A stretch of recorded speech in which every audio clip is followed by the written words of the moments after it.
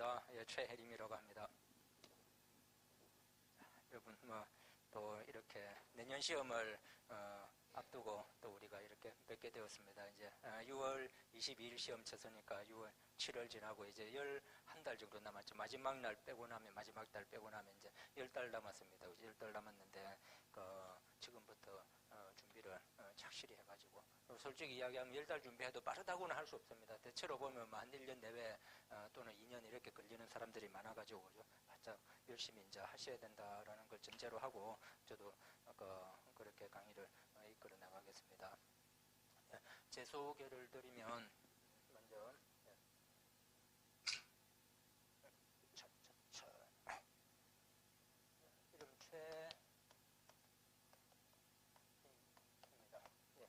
이름 공무원을 하다가 이제 작년 10월 달로 이제 그만뒀습니다. 명예퇴직을 하고 한 24년 정도 하고 이제 서기관으로 퇴직을 했는데, 일단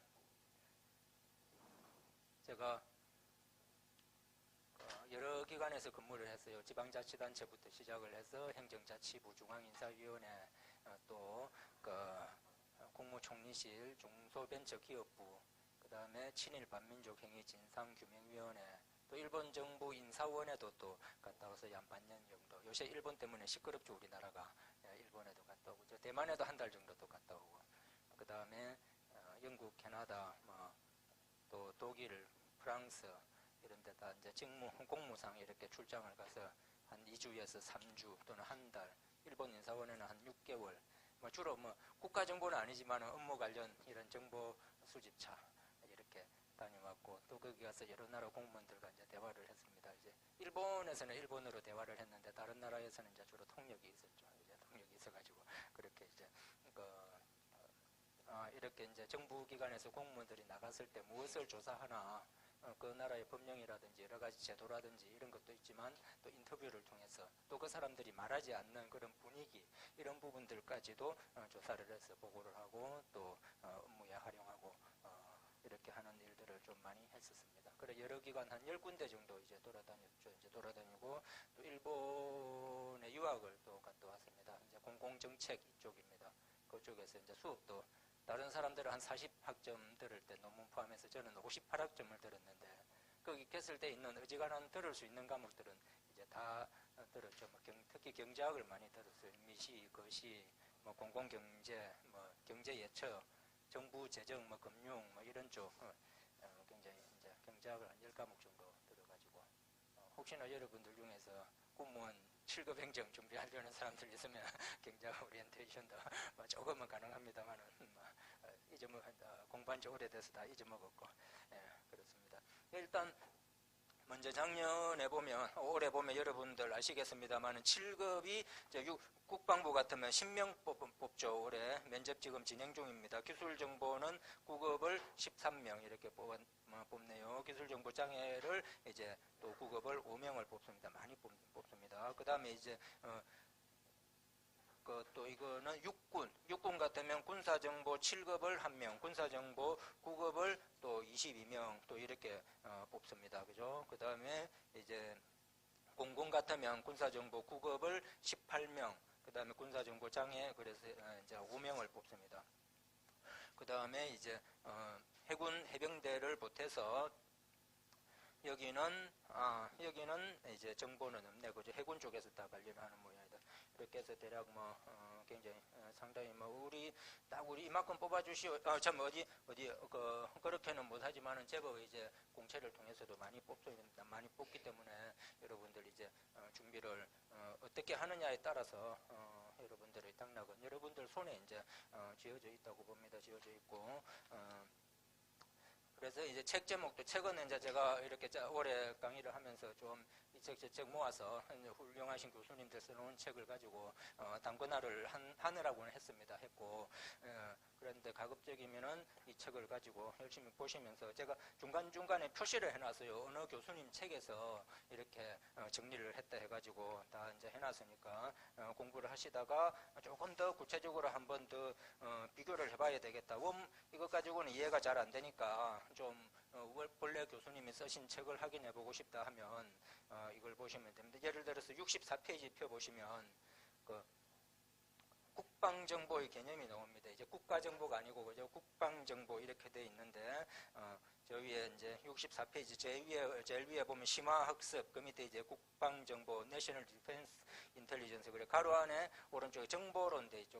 약자를 써놨는데 이제 국가정보론이라는 책이 있습니다. 그 책에서 이걸 이제 정리했다는 뜻입니다. 그 책을 확인해 가지고 그래서 그 원전 책은 어떤 거냐 하면 저 책 넘기면은 국가정보 안에 쏙 표지가 하나 더 있고 저 앞뒤에 또 그 다음에 주요 국가 우리나라 북한의 정보기관이라는 그 표가 있고 한 3장 정도 바로 뒤에 표지 앞에 표지에서 한 3장 정도 넘기면요 1장, 2장, 3장 그 표지 안쪽에 보면 그렇지 예, 저쪽에 어느 분 책이냐 하는 것은 거기다가 이렇게 이제 정리를 해놨으니까 한번 보시고 참고하시면 되겠습니다. 더 찾아봐야 될 때 그런 때 앞쪽에 있죠.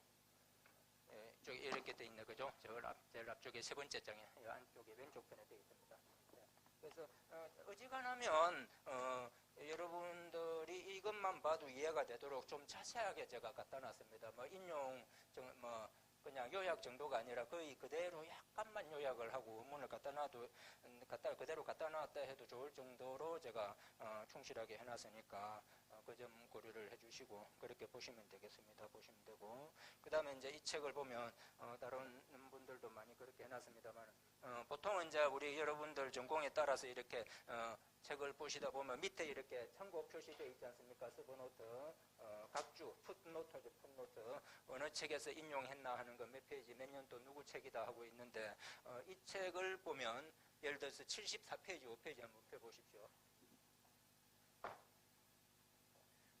74페이지, 75페이지 이렇게 보면 74페이지에 발쇄권, 시해법권, 페르소나 논 그라타 또 77페이지 보면 외교 행랑, 슈타즈 이런 말들이 있는데 이것은 대체로 어느 책에 나온다라는 그런 내용이라기보다는 여러분들 공부하시면서 좀 궁금한 거 있잖아요. 사전 찾아봐야 될 거, 백과사전, 인터넷 이런 거 찾아봐야 될 이런 내용들을 제가 가급적이면 좀 찾느라고 찾아서 넣어놨습니다. 근데 또 그것은 제가 생각하는 어떤 필요사항인 것이고 또 여러분들이 공부를 하다가 또 모르는 용어나 그런 게 나오면 계속 찾아야 돼. 찾아가지고 이런 걸 사이사이 적어 놓는다든지 포스트잇 처음에는 말이 되게 어려워 이게.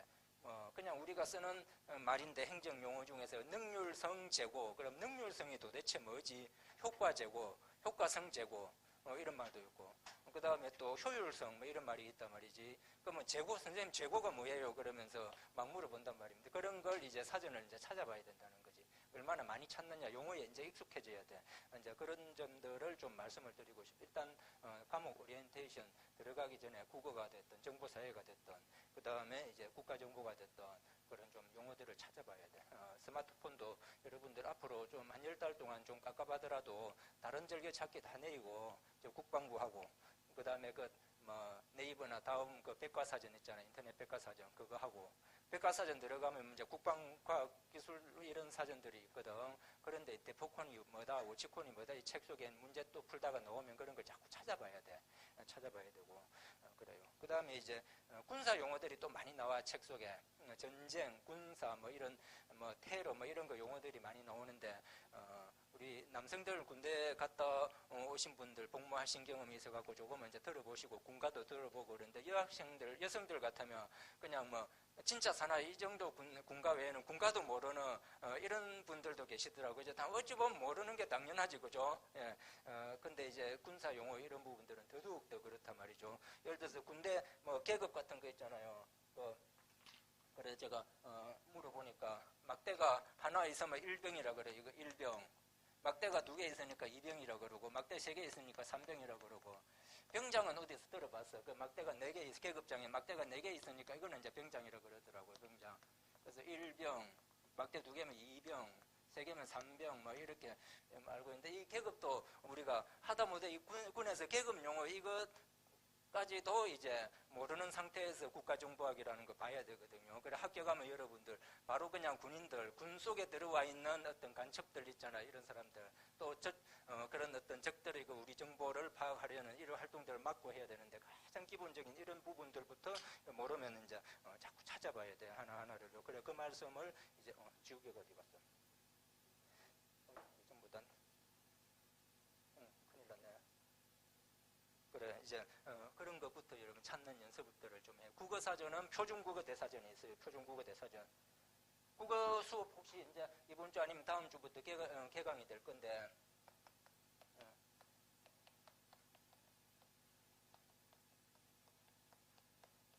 스마트폰 보면 그 인터넷에 이렇게 다 찾아가지고 이걸 이제 즐겨찾기 이렇게 올려놓으라고 보면은 국어 공부 또 아니면 또 국가정보, 정보사회 전부 다 이렇게 이 사전이나 또 전문 용어 사전들을 찾아봐요. 꼭 이거는 이제 강추입니다. 강추 제가요. 예. 위력이 안 되면 책을 읽어도 이해가 안 될 거 아닙니까, 그죠? 예, 이거는 이제 기본 중에 기본. 영어 공부할 때는 다 찾는데 다른 공부할 때는 안 찾더라고. 예. 그런 정도 이제 이야기를 하고요. 그 다음에 이제 한 장짜리 나눠드린 프린트 이걸 한번 봅시다. 국가정보학 어떻게 이제 공부할 것인가. 그래 그 이전에 제가 자기소개서를 나눠드렸어. 자기소개서를 나눠드렸는데 왜 이걸 못 받으신 분들은 뭐 또 다음 수업 시간에 드릴게요. 왜 이걸 드렸느냐 하면 가정 및 성장 환경, 성장 과정, 성장 과정이 학교생활, 동아리 활동, 학생의 경험, 봉사활동, 그 다음에 이제 자아 표현에는 성격, 국가관, 안보관, 좌우명, 인생관, 가치관 등. 그 다음에 또 끝에는 지원 동기 및 비전과 부부 이걸 적도록 해놨는데 이걸 필기시험 공부하면서 계속 확인을 해야 돼. 이걸 책에다 붙여놓고 지원 동기가 뭐지? 군이 뭘 좋아서 내가 군무원으로 근무하려고 하지 이런 거. 그래서 어느 학생이 이제 면접을 보고 나왔는데 처음 들어가니까 지원 동기 물어보더랍니다. 야근 시키면 어떻게 할 건지 뭐 이런 식으로 군무원과 공무원을 비교하고 군무원의 장점이 뭐냐. 그 다음에 이제 마지막으로 하고 싶은 이야기 한번 해봐라. 다 이제 면접이 이런 건데, 그지? 근데 이것을 평소 때 생각을 해놓지 않으면, 나중에 면접 들어가서도 답을 못 한다고. 머릿속으로만 뱅뱅 맴돌고, 그지? 그래서 여러분들이 필기시험 공부하는 첫날부터 그걸 염두에 좀 두어야 된다고. 내가 왜, 이걸 하지 하면서. 카트라인 났다니까, 경쟁률 났다니까. 그거는 옛날 이야기입니다, 지금요. 공무원은, 지금 앞으로 계속 이제 해마다 늘려가지고, 지금 한 2만 몇천 명 뭐 이 정도 되는데 한 해에 한 2, 3천 명씩 이렇게 더 뽑을 겁니다. 작년 대비 한 3천 명씩, 4천 명, 평소 때 한 2천 명 미만으로 뽑았다면 앞으로는 이제 한 4천 명, 3천 명 이렇게 뽑는단 말이지. 그렇게 뽑으면서 인원이 막 늘어나요. 늘어나면 시험이 수월해지느냐? 그렇지 않습니다. 이제 선발 인원이 늘어나면 선발 인원이 이만큼 늘어나면요. 출연 인원은 이만큼 늘어납니다. 출연 인원은요.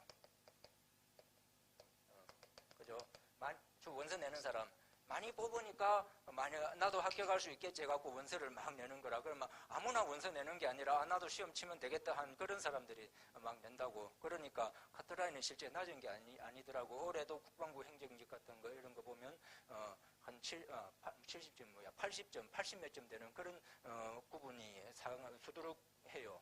그러니까 각오를 단단히 하고 공부를 해야만이 합격선을 이렇게 넘을 수가 있다라는 거. 그러니까 그냥 공부해서는 안 된다. 그래서 내가 이제 왜 공무원이 되려고 하나 이런 생각들을 좀 강하게 가지고 이렇게 이제 좀 해야 돼.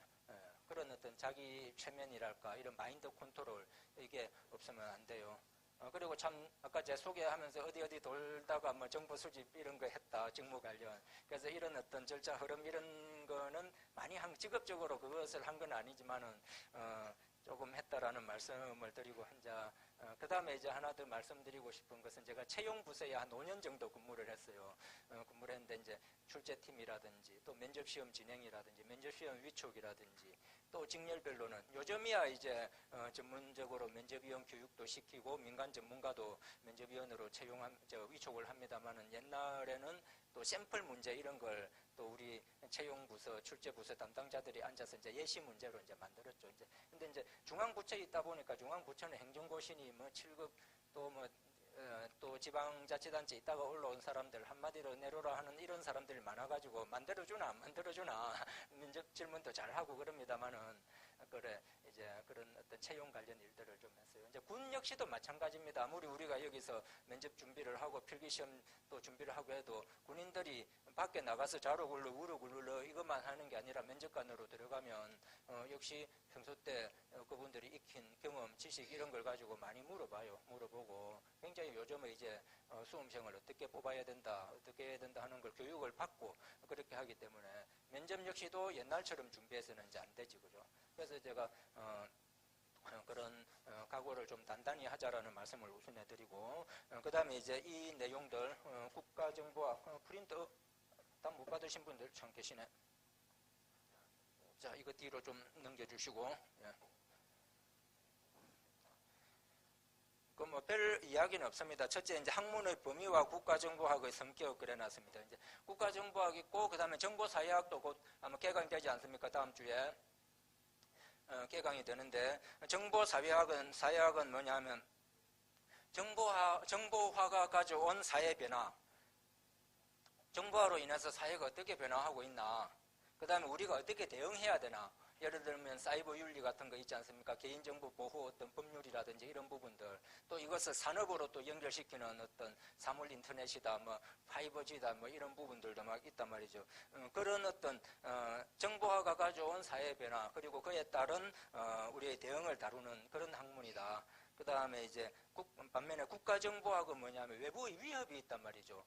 요새 같으면 뭐 국방부 장관도 최근에 이야기를 했습니다만 만약에 북한이 우리 대한민국을 향해서 미사일을 쏘게 되면 북한이 우리의 주적이 된다. 그 다음에 일본이 또 만약에 우리한테 위협을 가하면 어떤 경제전쟁이다 하면서 또 우리의 적이 될 수 있단 말이죠. 그러면 이런 외부의 위협들, 그 중에서 이제 우리가 정보라는 부분을 가지고 그 위협을 예방하고 또 우리가 대응하기 위해서 다루는 그런 학문이다. 그렇게 생각을 하시면 돼요.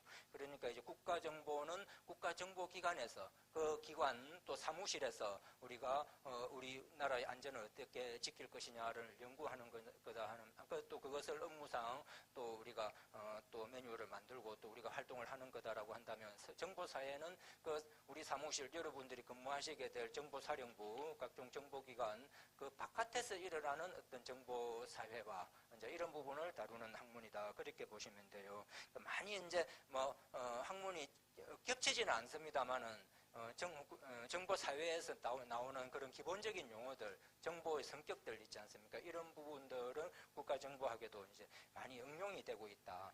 그렇게 보시면 돼요. 다만 이제 차이 나는 것이 정보사회 쪽에서 다루는 정보는 공개된 정보 이런 쪽이 많고 그 다음에 국가정보는 공개돼서는 안 되는 정보를 다루는 그런 학문이 되겠죠.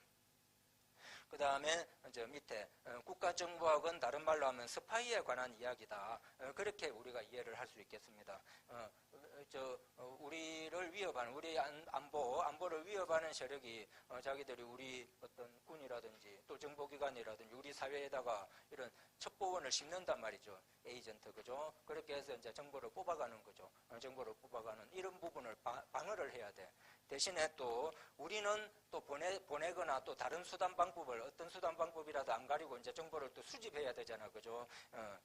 그래서 스파이에 관한 그런 이야기다. 다만 요즘은 이제 기술이 발달해가지고 위성을 통해서도 수집을 하고 정찰기라든지 이런 걸 통해서도 이제 수집을 한다 하는 이제 이런 정도 좀 이제 우리가 과학기술 장비 시스템을 빌려서 수집한다 이 점이 이제 좀 차이가 있죠. 옛날 같으면 이제 사람이 가거나 또 그쪽에서 보내온 사람을 잡아서 그죠? 그쪽 간첩을 생포해가지고 이제 우리가 불어해가지고 이제 정보를 수집했다라고 한다면 그래서 우리는 가진 온갖 수단으로 정보를 수집해야 되고 또 상대국의 정보 수집 활동은 무슨 수를 써서라도 이제 막아야 된다 하는 거 그걸 이제 학문의 원리라든지 그런 사례들을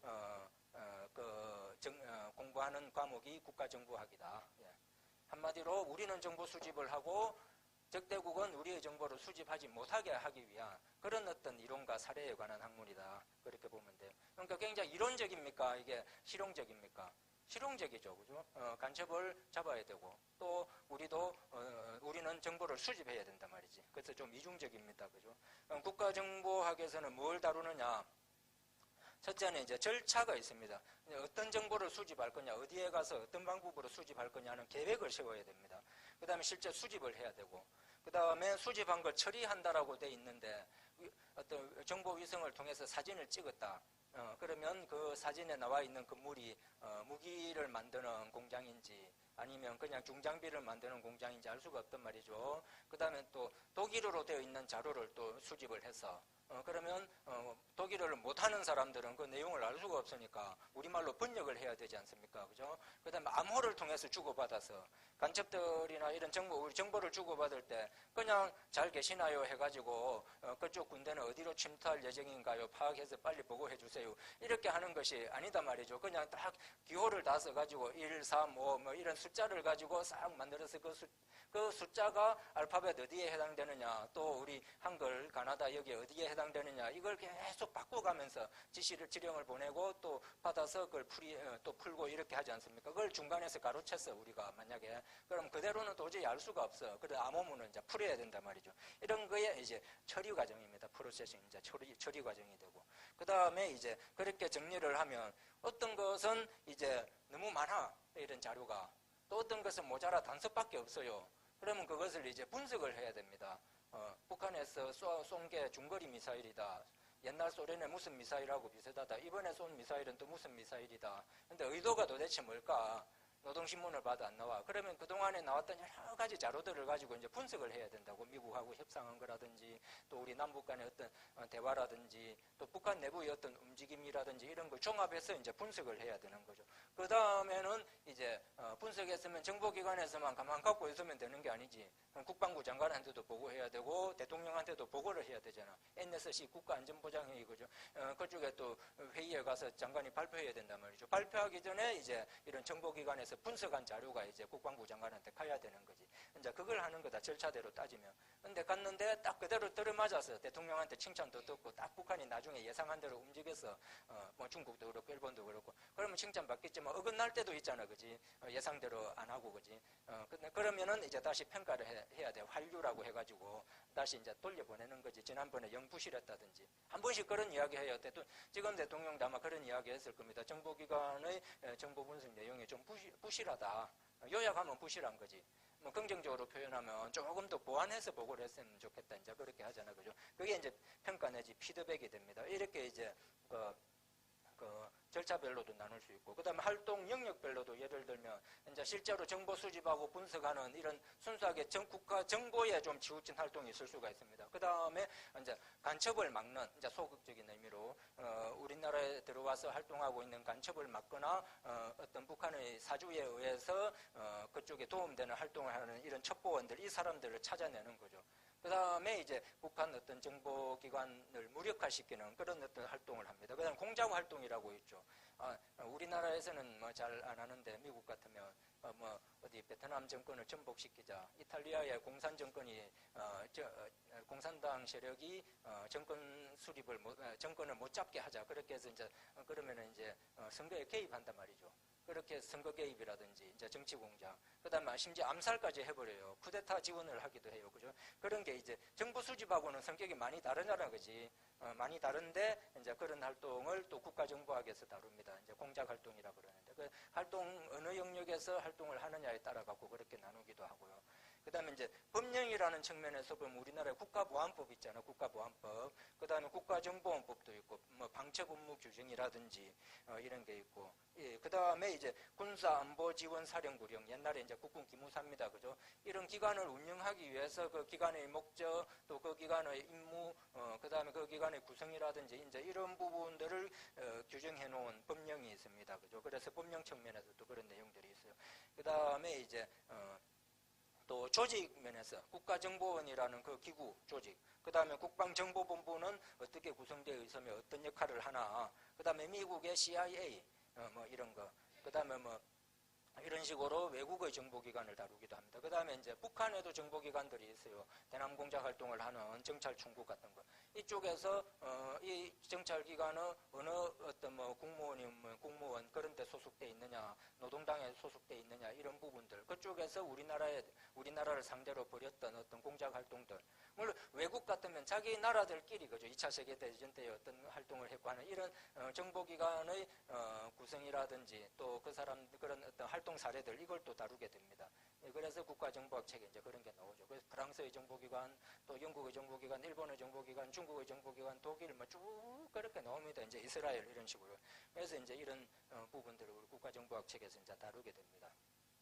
그 다음에 이제 국가정보학과 관련된 학문들이 좀 있어요.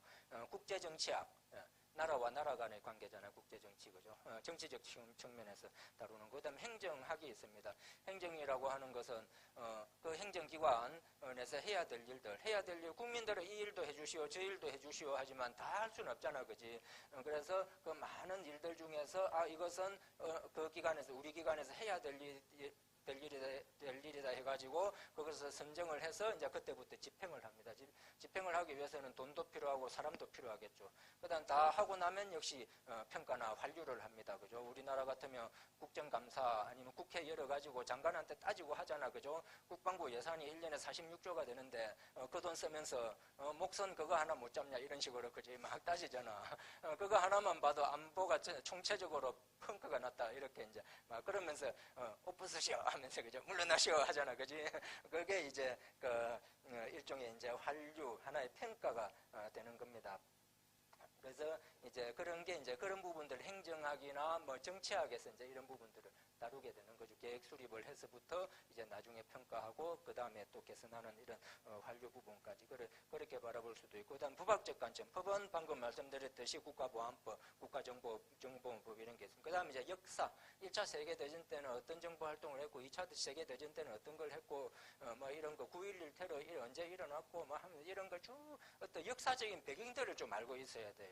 그래서 이런 부분들도 일본의 뭐 진주만 기습 1941년 12월 7일 새벽 4시 그러면 이제 진주만 기습이 1차 세계대전인가 2차 세계대전인가 이러면 좀 머리 아프겠지, 그죠? 이런 미드웨이 해전은 언제지? 42년. 그 2차 세계대전 때 일어났구나. 그럼 이런 배경들을 좀 알고 있어요. 알고 있어야 돼. 이거 첩보활동이라고 하는 이런 부분들은 대체로 어떤 전쟁 중이거나 전쟁을 예방하거나 또 국가 간의 어떤 갈등을 예방하거나 이런 어떤 차원에서 접근하는 거기 때문에 그래서 세계사적 지식, 세계사에 관한 지식도 좀 필요하다. 그 다음에 이제 기출 문제 이런 부분 뭐 좀 있으면 이제 훌륭한 교수님들께서 또 저자들이 책을 쓰면서 이제 기출 문제 이렇게 복원을 막 할 겁니다 하고 그렇게 하면 이제 또 책 나오면 2019년 기출 문제다 해서 이제 공개가 되겠죠. 이제 어느 정도는요. 꼭 정확하지는 않습니다. 우리도 요즘이야 이제 인사처 시험 문제가 다 공개가 되는데 저는 공개가 안 되는 그 시기에 들어가서 이제 공개가 되는 시기에 이렇게 근무를 하고 조금 중간에 끊어지기는 했습니다만 한 5년 정도 기출 복원이라고 돼 있는데 정확하게 복원이 안 돼요. 문제가 조금 다르고 우리는 이제 속으로 웃고 막 이게 좀 뭉트리로 복원했다 하면서 그래 막 하는데 상당히 그대로는 아닐 경우가 많습니다. 그 다음에 또 하나는 막 이게 기출이다 저게 기출이다 그거 찾고 하는 그 시간에 우리는 그냥 바로 공부하자. 기출은 조금 기다렸다가 일단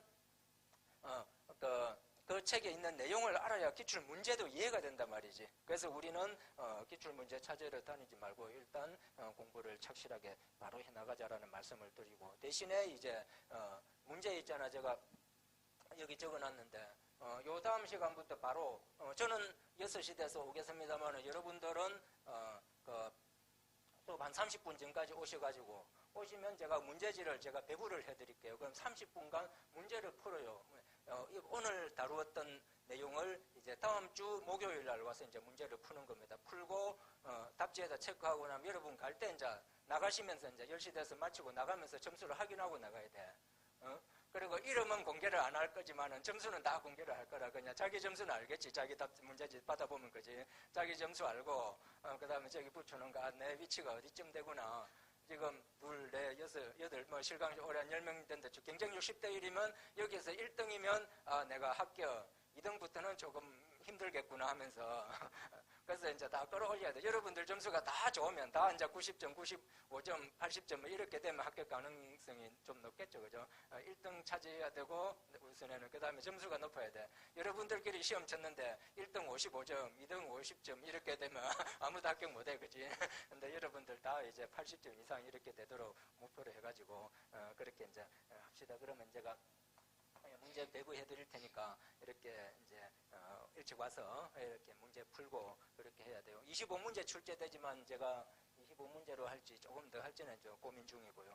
그래서 문제 이제 자꾸 풀어야 돼. 예, 풀고. 이거 모의고사 외에도 이제 제가 나중에 탐나는 대로 이렇게 문제지를 한번 넣어드릴 테니까 계속 이런 이야기예요. 국가정보라는 이 과목은 운전면허 시험 준비하는 거하고 같다.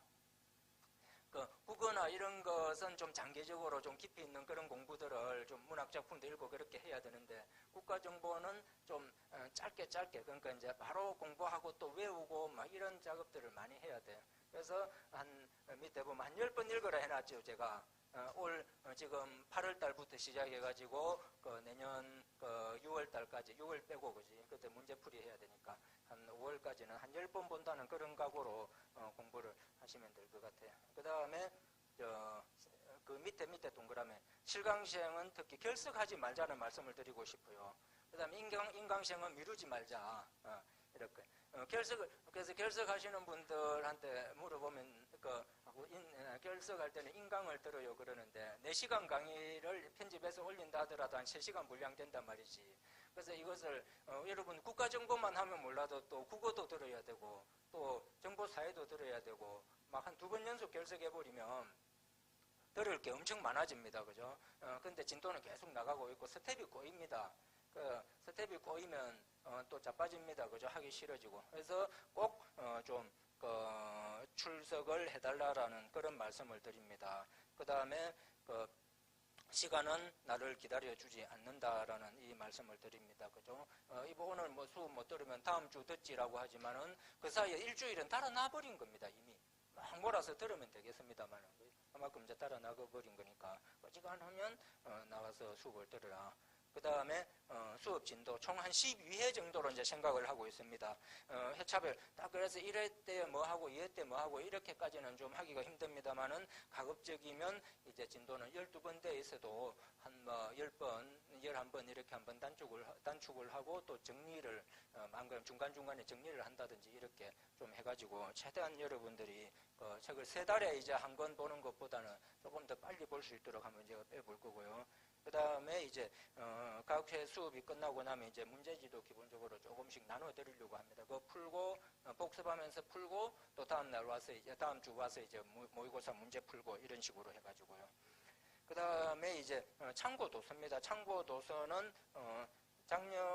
지난번에 이제 공부할 때는 현대국가정보학이라는 책 가지고도 하고 그렇게 했는데 그런 교수님들이 이제 대학 교수님이나 이런 분들이 쓰신 책들은 뭐 좀 이론적으로 되어 있어 갖고 전체를 이해하는 데 이제 도움이 됩니다. 또 시중에 문제 나와 있고 또 이론이 정리되어 있는 책들은 보면 많은 양이 수록되어 있는 반면에 또 키워드 중심으로 정리되어 있는 내용들이 많아서 이해하기 어려운 점들이 좀 있습니다. 그죠? 그래서 그런 부분을 나름대로 좀 이렇게 절충을 하느라고 했습니다만은 이제 부족한 부분은 많이 있을 겁니다. 그죠? 그래서 제가 하나를 좀 꺼내드리고 싶은 게 정보전쟁이라는 책이 있어요. 스파이 활동, 전쟁을 배경으로 하면서 그 사이에 벌어진 어떤 정보 활동에 대해서 사례를 다루는 그런 책입니다. 그래서 이 책을 한번 혹시나 뭐 좀 여유가 되시는 분들은 정보전쟁 박종재 교수, 이분이 아마 사관학교 나오고 또 군장교로 근무하시면서 이런 책을 쓰신 것 같아요. 그 다음에 국제정치 관련해서는 뭐 굳이 꼭 사보라는 그런 말씀을 드리진 않는데 혹시 나중에 여유가 생기면 한번 이 책인데 글로벌 이슈 이걸 보면은 뭐가 좋으냐 하면 이제 국제적인 어떤 그런 분쟁들, 테러다 뭐 이런 거 마약이다, 국제범죄 이런 부분들을 다루고 있으면서 용어들을 정리를 잘 해놨어요. 그래서 이 책은 공부하다가 여러분들 찾아보시면서 이런 내용이 있네. 그 다음에 용어 정리를 이렇게 하고 있구나. 이런 정도 좀 참고가 될 것 같아요. 이거는 제가 앞으로 사실 수업하면서도 이제 많이 여기 있는 내용들도 예를 들어가면서 이제 확인할 건데 조금 깊이 있게 해보시겠다 하는 분들은 이런 책들 정도. 뭐 사회과학 쪽의 전공 배경이면 이런 게 이제 이런 걸 보면 훨씬 빨리 이제 정리가 될 겁니다. 그 다음에 또 하나 더 꺼내드리면 뭐 그 정도 하죠. 나머지는 뭐 정보사회 쪽인데 정보사회는 뭐 또 다른 교수님 계시니까 그렇게 이제 소개를 해드릴 거고. 그 다음에 밑에 국어정보사회학, 국가정보학 세 과목이잖아, 필기시험이. 그죠? 영어하고 한국사는 빨리 이제 점수 따놓으시고요. 그 부분은 영어나 한국사 교수님들께서 또 안내를 해드릴 겁니다. 근데 이제 과목별로 좀 특징들이 있는 것 같아요. 국어는 양이 많다. 정보사회학은 적당한 참고서가 좀 없다. 국가정보학은 내용이 까다롭다. 글자 이상. 내용이 까다로워서 좀 어려움을 많이 느낀다. 처음 보면 되게 어렵거든. 그래서 지금 여러분들 중에서도 그런 분들이 계시는지 모르겠는데 정보 그러니까 내가 대학에서 IT 분야 전공했단 말이죠. 컴퓨터공학과. 그래서 정보다. 그러니까 이제 공무원 시험도 정보직렬해서 좀 친근함, 친숙함 이런 걸 느끼잖아. 그죠? 그래서 실제 또 들어가면 그런 분야가 많기는 많아요. 장비 시스템들을 이제 운용하고 하면서 그걸 통해서 정보들을 아마 분석하고 해야 되는 일들도 많을 건데. 근데 이제 막상 책을 딱 펴면 아닌데 하는 생각이 들 정도로 어려운 내용들이 많아요. 그래서 생소한 내용, 처음 보는 게 많다. 근데 이제 공무원 지원하시는 분들이 세 과목밖에 안 되니까 그래서 이렇게 지원한다 하는 분들이 있더라고요. 근데 나만 세 과목 치면 참 좋은데 다른 사람 5과목 치고 전부 다 세 과목 친단 말이죠. 그러니까 똑같잖아, 그지? 조건은요. 모든 조건은 똑같아요. 다 열심히 해, 그죠? 세 과목 치고 과목 수가 적으니까. 근데 이것이 결석해가면서 그냥 넘겨가면서 문제 좀 풀고 하면 운 좋으면 합격 이렇게 내가 60점 실력인데 문제 막판에 문제 좀 풀고 하면 70점 안 나오겠나 이렇게 생각하면 절대 건물이다라 오산이다라는 거 그렇게 생각하시면요. 그래서 평소 때 우리가 이렇게 문제 풀고 할 때 80점 이상 팡팡 나와줘야 실제 시험에 가서 75점 나온다. 여기서 5점 내지 10점을 다운시키면 돼요. 왜? 학원에서 선생님들이 정말 실전처럼 문제를 낼 수도 없고, 그 다음에 또 하나는 이게 이 두꺼운 책에서, 그지? 이 책에서만 딱 넣으면 좋겠지만은 이 두꺼운 책 외에 다른 책도 참고해서 낸단 말이죠. 교수님들이, 출제위원들이. 그러니까 늘 기출문제라든지 시중문제집에 없는 내용들도 포함되어 있어. 그러니까 이거 또 많은 내용 중에서 또 일부러 뽑아내는 거니까. 그러면 이제 우리가 푸는 문제들은 대체로 알려진 문제, 그 다음에 기출문제들은 작년하고는 조금 다르게 이제 내려고 애를 써. 저도 출제팀 있으면서 이제 고시과 있으면서 이렇게 해요. 출제위원들한테 지난 5년치 문제를 줘요. 5년치 문제를 주고 이 문제와는 될 수 있는 대로 안 겹치도록 뽑아주십시오. 만들어주십시오. 이렇게 하거든요. 그러면 이제 저 6년 전 사실 그게 이제 그대로 나올 확률이 크지 이제.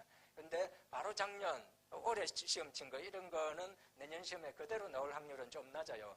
답지에 있는 게 문제로 올라간다든지 이제 변형이 많이 일어나지. 그래서 그런 부분들을 제가 많이 확인을 했습니다. 그러니까 너무 어떤 기출에 의존한다 이런 것보다는 책 내용을 전체적으로 아직 시간이 많이 남아 있으니까 전체적으로 한번 확인해 본다. 우리 학원 강의 개강 8월 1일자부터 여러분들 들으니까 얼마나 좋아, 그죠? 하루 이틀 많이 번 거지. 그래 이제 12월 8, 9, 10 지나고 11월에 등록하는 사람도 있을 거고 내년 1월 되면 언제 내가 혼자서 하니까 잘 안 된다 해갖고 혼자서 해가지고 야 이만큼 했다 해서 됐다 하는 사람들은 내년에 1월달에 또 안 오거든. 계속 혼자서 하지, 그죠? 문제풀이 또 인강 가지고 들으면서 정리 쫙 하고 1월달에 와요. 거기에 비하면 여러분들은 이제 한 5달 빨리 온 거다. 그렇게 생각하시고 시간은 충분히 있는데 그것을 가볍게 보내지 말고 시간도 확보하고 그 시간을 충실하게 이제 활용을 해야 되겠죠. 그래서 세 과목밖에 안 친다. 그래서 아르바이트도 하든 아르바이트도 계속 하면서 또 여름에 더우니까 맥주, 일본 아사히 이런 기린 이런 거 안 마시고 우리 국산 맥주 소비 운동 나서고 이러면 안 돼요. 그러면 이제 조금 여러분들 인생도 같이 소비하게 되니까요. 예. 그 다음에 결코 공무원 시험이 쉬운 게 아니다. 그 다음에 선발인은 늘어나면 경쟁자는 더 많이 늘어난다. 이게 수험시장은 이런 이상한 법칙이 있어요. 경제학에서는 수요가 많으면 또 가격이 올라가고 공급이 많으면 또 가격이 내려가고 이런 게 아니라 공급이 많아지면 이제 수요가 많아지면 공급은 더욱더 많아진다고 이게 그래프가. 그러니까 이제 지금까지 공부 안 하던 수험생들이 이제 이쪽으로 몰리게 되는 거지. 그리고 앞으로 추후가 개선된단다 한단다 하니까 전문화시킨다. 뭐 국방부 개혁 과제를 보면 공무원 전문화시키고 더 많이 뽑고 한대요. 그러니까 승진도 잘 되겠지 해갖고 어지간한 지자체보다 낫겠다 해서 그냥 어디 시청 군청에 가던 사람들이 군사령부로 딱 몰린다고 이제 많은 사람들이 그렇게 돼요. 그러면서 또 속으로 여러분들도 들은 이야기가 있을 겁니다. 동사무소, 면사무소가 뭔가 민원에 다 시달린다. 복지부터 시작해가지고 막 어린 애들 민원까지 다 몰리는 반면에 군대는 딱 그냥 그 장병들 민원 그것밖에 없으니까 일도 오히려 깨끗하다. 그러면서 앞으로는 지자체나 다른 데보다도 오히려 국무원이 더 셀 수가 있어요.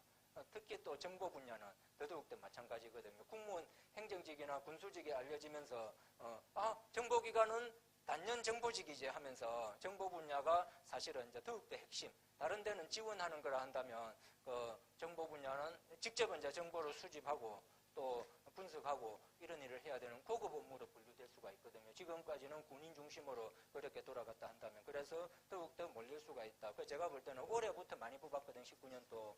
내년에는 뭐 올해 수준만 뽑는다 하더라도 더욱더 많이 몰리고 인기가 좀 좋아질 수 있는 분야가 이제 정보직이다. 우리로서는 이제 준비를 단단히 해야 된다. 그리고 늘 좀 보면 적게 뽑다가 많이 뽑는 그 시대가 그 세대가 이제 주역이 돼요. 그 분야에서 늘 소위 말 일기 이런 느낌들 그죠? 올해 내년이 그 일기 개념이다.